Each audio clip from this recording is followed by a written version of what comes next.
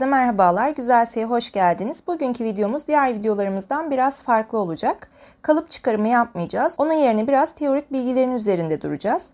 Kalıp öğrenme aşamaları neler, kalıp nedir, pens nedir, temel beden kalıpları arasındaki farklar nedir? Bu ve buna benzer başlıklarla ilgili sizinle biraz sohbet edeceğiz.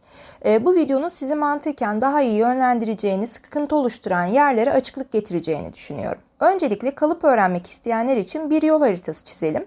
Bu yol haritası sizin öğrenmenizi ve gelişiminizi kolaylaştırması açısından önemli. Çünkü biliyorum bu işe başlamak isteyen, yeni başlayan arkadaşlarımız var. Bana sorular geliyor, ne yapmamız gerekiyor, nasıl bir yol izlememiz gerekiyor diye.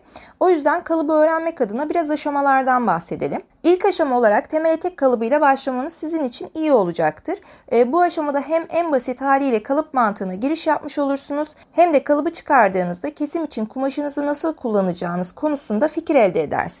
Kumaşları kesim yaparken nasıl kullanacağımıza dair de önümüzdeki günlerde bir videomuz gelecek zaten. O videomuz da size yardımcı olacaktır. Temel etek kalıbından sonra farklı etek modelleri deneyerek başlangıç aşamasını kafanızda iyice oturtmalısınız. Burada çok çeşitli etek modelleri kanalımızda yok diyebilirsiniz. Ama bizim kanalımız çok yeni ve bebek bir kanal. Gün geçtikçe çok farklı videolarımız gelecek, merak etmeyin. Burada önemli olan gideceğiniz yolu bilmeniz. Temel etek kalıbında araç gereçleri kullanmayı, kalıbın sistematik yerleşimini ve az çok penslerin ne işe yaradığını öğrendikten sonra pantolon kalıbına geçebilirsiniz. Pantolon kalıbı vücut formunu biraz daha ayrıntılı işleyen ve sistematik olarak biraz daha matematiksel işlem gerektiren bir kalıptır. Yani size şöyle söyleyeyim, etek kalıbı 4 boyutluysa pantolon kalıbı 5 boyutlu, o şekilde düşünün. Temel pantolon kalıbını öğrendikten sonra yine pantolon modelleri çalışmalı ve farklı modellerin temel pantolon bedeni üzerinde uygulamalarını çözümlemelisiniz. Pantolon kalıbındaki model çalışmalarını sizi bir sonraki aşamaya çok daha zinde taşıyacaktır. Pantolon kalıbının ardından artık temel beden kalıbına geçiş yapabilirsiniz. Temel beden kalıbı da vücut ayrıntılarını çok fazla baz alan ve kumaşın vücut formunuzu rahat alabilmesini sağlayan bir aşamadır. Fakat bu aşama diğerlerine nazaran pens ayrıntıları, pens oturtmaları, pens farklılıkları, pens kaydırmaları, bolluk çeşitleri vesaire gibi birçok detay barındırır. Bunları da yine model uygulamalarıyla geliştirmeli ve kumaşı vücut formunuza adapte edebilmeyi öğrenmelisiniz. Bana birçok soru geliyor bu konu hakkında. Mesela modeller gönderip nasıl yapacağınızı soruyorsunuz. Ben elimden geldiğince anlatmaya çalışıyorum, fakat altyapınız olmadığında yeterli gelemiyorum. Ayrıntılı modelleri anlayabilmeniz için kalıpla ilgili birçok aşamadan geçmiş olmanız gerekiyor. Temel beden kalıbına hakim olmadan çok ayrıntılı modeller çalışmak istiyorsunuz. Biliyorum, modele baktığınızda size çok kolay gözüküyor ama maalesef öyle değil. O yüzden birazcık emek sarf etmeniz ve pens açılımları, pens kaydırmaları, kalıp formları hakkında bilgi sahibi olmanız gerekiyor. İnanın en iyi ustalar bile birazcık ayrıntı barındıran kalıplarda oturup şöyle bir düşünürler, ne yapsak, nasıl yapsak diye. Çünkü modellerin kendi içinde özellikleri vardır. Bunun yanı sıra kumaşların taşıyacağı modeller vardır. Mesela tasarımda biz ilk olarak kumaşın ne istediğini değerlendiririz. Böyle öyle oturup hani ilk başta çizip tasarlayıp sonra da elimde bu kumaş var, bu modeli hop ben bu kumaştan yapayım diyemeyiz. O yüzden ilk olarak kumaşın huyuna suyuna bakar, daha sonra kumaşı baz alarak çizimleri yaparız. Çizimleri yaparken de tasarımı hayal ederken de o kumaşın kaldıracağı kalıbı düşünerek kumaşın analizini yaparak yol alırız. Tüm bu nedenlerden dolayı iyi bir şekilde kalıp öğrenmek istiyorsanız aşama aşama sindire sindire çalışmalarınızı yapmalısınız. Belki burada içiniz daralmış olabilir arkadaşlar, ama kesinlikle daralmasın. Önemli olan tek şey sizin emek vermeniz. Açıkçası şunu söyleyeyim, ben kalıp öğrendiysem herkes öğrenir. Çünkü hani tasarımcı olmamdan kaynaklı, biliyorsunuz bizim kafa böyle bir karış havada maalesef. Kalıp birazcık bize daha teknik ve biraz sıkıcı geliyor. Bundan kaynaklı kalıp çıkartmaktan çok haz etmiyorum ben. Çok hoşlanmıyorum aslında, ama yaptığım işin gereği kalıbı bilmem gerekiyor. Bu yüzden de zar zor da olsa bu işi bir şekilde öğrendim ve yoluma bakıyorum. O yüzden hani ben bile hani çok hoşlanmadığım halde bu aşamaya geldiysem, bir şeyler yapabiliyorsam siz de kesinlikle yapabilirsiniz. O yüzden içiniz rahat olsun. Tamamıyla üzerinde yoğunlaşmak ve emek vermekle alakalı bir şey. Evet. Temel beden kalıbı, pratik beden kalıbı gibi üst beden aşamalarını geçtiniz. Pens kaydırma ile ilgili modellerinizi çalıştınız. Birçok örnek yaptınız. Sıra geldi temel elbise kalıbına. O konuyla ilgili de modellerinizi uyguladınız. Sonrasında ceket kalıbına geçebilirsiniz. Ceket kalıbının genel hatlarıyla öğrendiğinizde de artık yaka formları, yaka ayrıntıları sırayı alabilir. Ben size kabataslak mantıksal bir yol çizdim. Genel itibariyle bu yol haritasını takip ederseniz bazı aşamaları daha rahat atlatacağınızı ve gelişiminizin daha kolay olacağını düşünüyorum. Uygularsınız, uygulamazsınız bilmem. Tabii ki takdir size kalmış. Çalışma teknikleriyle ilgili başlangıç aşamasından sonra size daha önce sözünü verdiğim konuya geliyorum. Şimdi ilk olarak kalıp nedir? Kalıp beden formumuzu istediğimiz modele uygun biçimde kumaşa aktarım yöntemidir. Ön, arka, sağ ve sol olmak üzere 4 boyutlu olduğumuz için genel itibariyle beden ölçülerimizin yarısı ve 4'te 1 ile taslaklarımızı oluştururuz. Peki neden pens kullanıyoruz? Pens nedir? Pens, kalıpta vücudumuzun şeklini vermesi için kullanılan, kumaşı vücut formumuzla uyumlu hale getiren, kumaşın estetik bir şekilde daralmasını sağlayan bölgesel paydır arkadaşlar. Peki biz bu pens paylarını neye göre veririz? İlk olarak etek kalıbındaki penslerden başlayalım. Ön bedende genel olarak 2 santim, 2,5 santim, arka bedende genel olarak 2,5-3 santimlik pensler kullanılır. Bu penslerin amacı dar olan bel hattımızla geniş olan popo hattımızın kumaş üzerindeki geçişini sağlamaktır. Seri üretimde standart olarak biraz önce söylediğim pens payları kullanılır. Kişiye özel çalışmalarda ise bu paylar bel hattıyla popo genişliği arasındaki farka göre inişler çıkışlar gösterebilir. Mesela bel çukurunuz fazlaysa arka bedende normalden biraz daha fazla pens payı kullanılabilir. Ya da tek pens değil de çift pens çalışılabilir mesela. Bunun dışında popo düşüklüğünüze göre pens uzunlukları az miktarda uzayıp kısalabilir. Önemli olan nokta bel gelişinizden popo hattınıza inişinizin en estetik şekilde olmasıdır. Etekle ilgili söylediklerim genel olarak pantolon kalıplarında da geçerlidir. Şimdi buradan beden kalıplarına geçelim. Genelden özele doğru. Öncelikle pratik beden kalıbımız neymiş? Şöyle bir göz atalım. Oradan da temel beden kalıbımıza gidelim. Pratik beden kalıbı istiyorsanız videolarımızın arasında da var, izleyebilirsiniz. Göğüs pensinin olmadığı ve kolun rahat olduğu kalıplardır. Bu kalıpları kullanarak çıkardığınız modellerde göğüs bombesi yoktur. Yani göğüs formunu temel beden kalıbındaki gibi vermez. Belde pensi yoktur, bel oyuntunuzu önemsemez. Bu tür kalıplar likrasız kumaşlarda daha salaş, rahat ve form olarak düz inişlere sahip modellerde kullanılır. Ayrıca likralı kumaşlara çok uygun bir kalıptır. Kalıbınıza ölçülerinizi kumaşınızın likrasına hesaba katarak oturttuğunuzda kumaşınızın likrası sebebiyle kalıp zaten vücut formunuzu verecektir. Örnek verecek olursak tişört modelleri, likralı body'ler bu kalıptan çıkarılır. Buradaki body'mizi görüyorsunuz. Normalde elimde küçücük kalıyor. Bel pensi ya da göğüs pensi yok. Ama üzerime giydiğimde tam olarak vücut formumu alıyor. Bunun sebebi uygun ölçülerle pratik beden kalıbından yapılmış olması.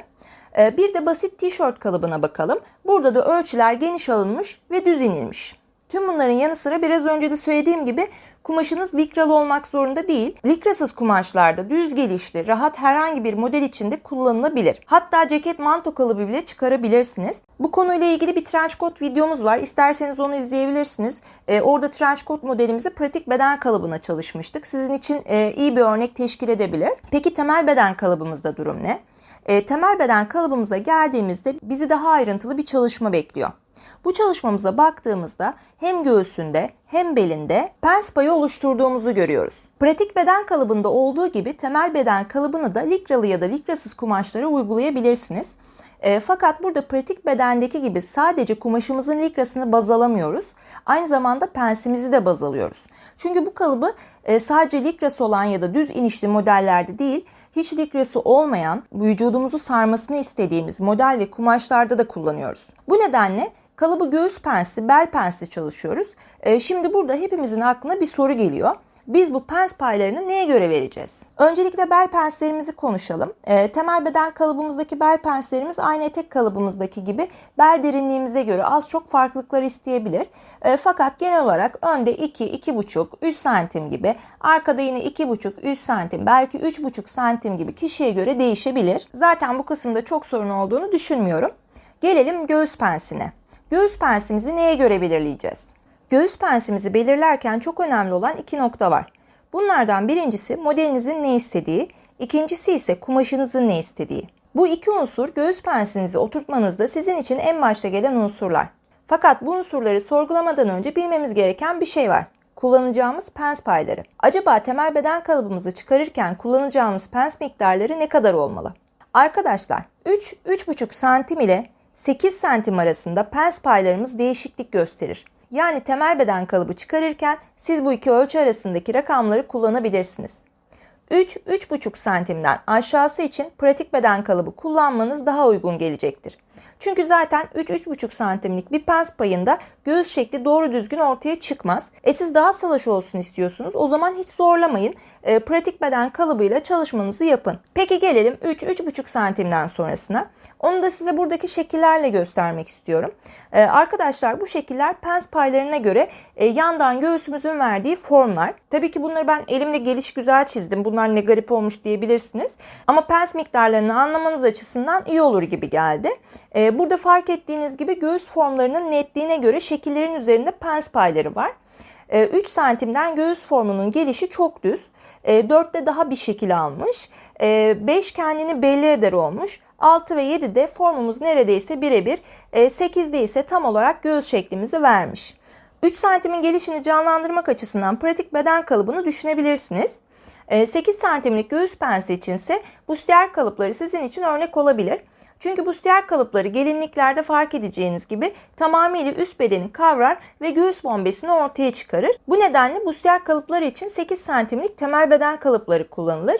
Bununla ilgili de videomuz var. Seyretmek isterseniz yine kartlarımızdan ya da oynatma listemizden o videomuza da ulaşabilirsiniz. Böylece pens payları ile ilgili bilgiler havada kalmaz, kafanızda daha iyi yer eder diye düşünüyorum.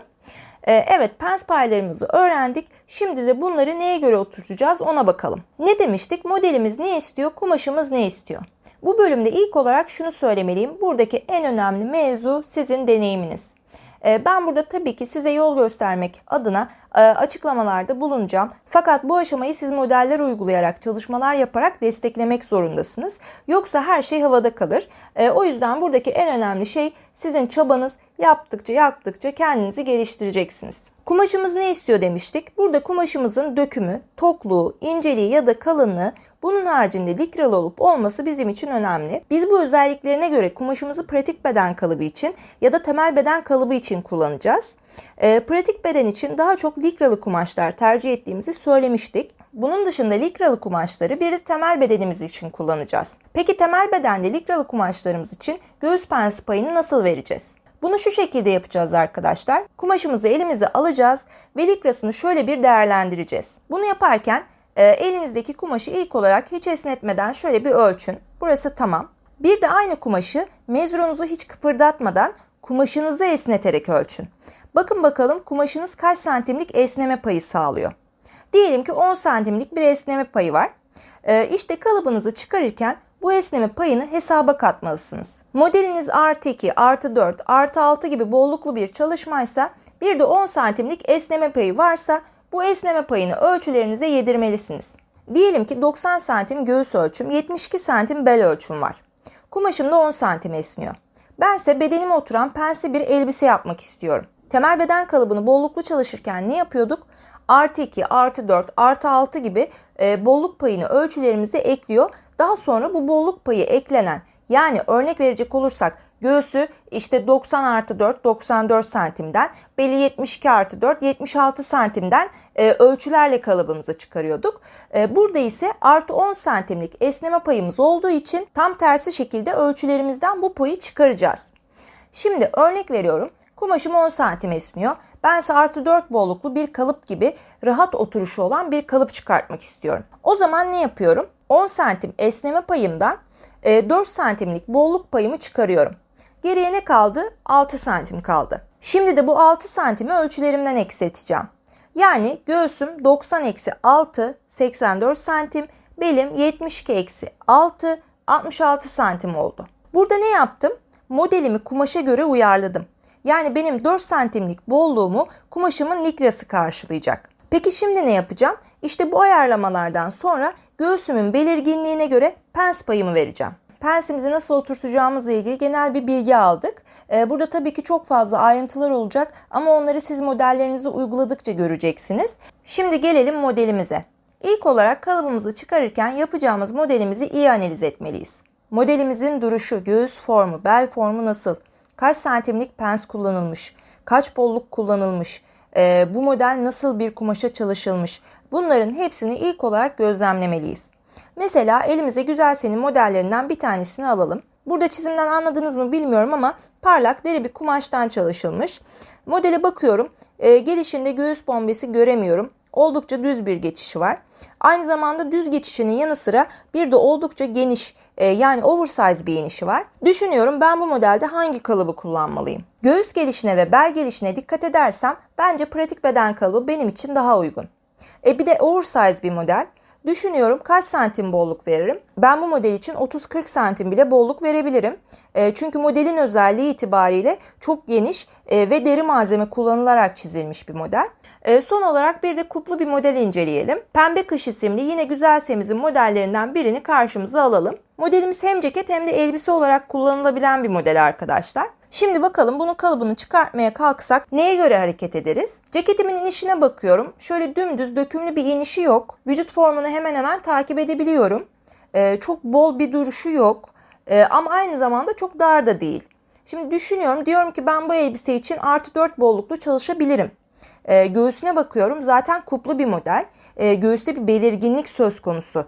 Fakat öyle birebir bustiyer kalıplarındaki gibi de böyle bir oturuş sergilemiyor. Ayrıca kumaşı likralı ya da dökümlü de değil, tok bir kumaş. O zaman diyorum ki ben bu model için 5 santimlik göğüs pensi kullanabilirim. Yani 5 santim ya da 6 santimlik göğüs pensli +4 bolluklu temel beden kalıbına ya da temel elbise kalıbına ben modeli çalışabilirim diyorum. Bu son örneğimizde arkadaşlar artık bence yetsin. Hem ben biraz yoruldum hem de bundan daha fazla ayrıntı verebileceğimi sanmıyorum. Umarım anlaşılır biçimde anlattım.